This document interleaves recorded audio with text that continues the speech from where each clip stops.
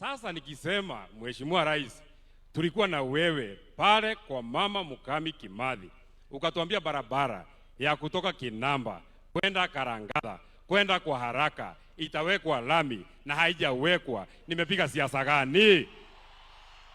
Mheshimiwa Rais, nikikueleza tulikuwa na wewe Shamata, ukatuambia barabara ya kutoka hapa Kariamu kwenda Kaka kwenda Shamata itawekwa lami na haijawekwa. Nimefanya siasa gani?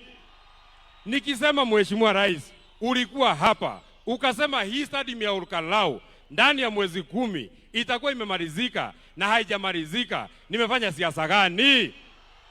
Nikisema Mheshimiwa Rais, ulikuja hapa ukatuambia barabara ya kutoka Ndunyunjeru kuja mpaka hapa itawekwa lami na haijawekwa. Nimefanya siasa gani?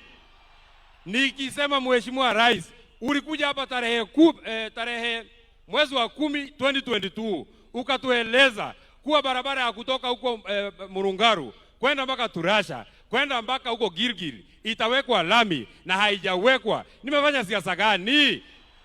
Unajua Mheshimiwa Rais, marafiki yako ni wale watu wanakuambia ukweli, na sisi kama viongozi ni watu ya kukuambia vile inaendelea hapa kwa ground.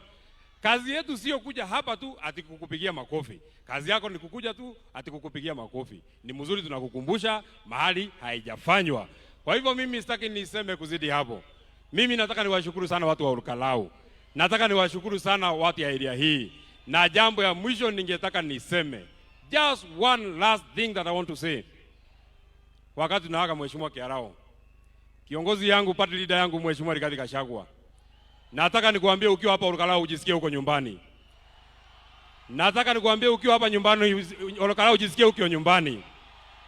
Nataka nikueleze ukiwa hapa Olkalau usiwe na wasiwasi. Nataka nikueleze uliimpichwa huko Nairobi, lakini kwa roho za watu hawa bado wewe ndio kiongozi yao.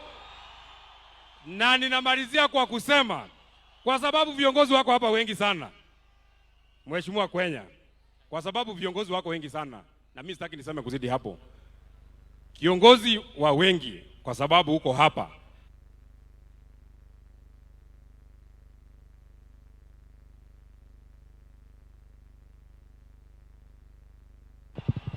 Mimi namalizia, I will not even take 1 minute. Nilikuwa nataka kuambia Mheshimiwa Kimani Ichung'wah, hiyo maneno unatuzi Rigathi Gachagua. Leo wako hapa mtuzi ndio tujue wewe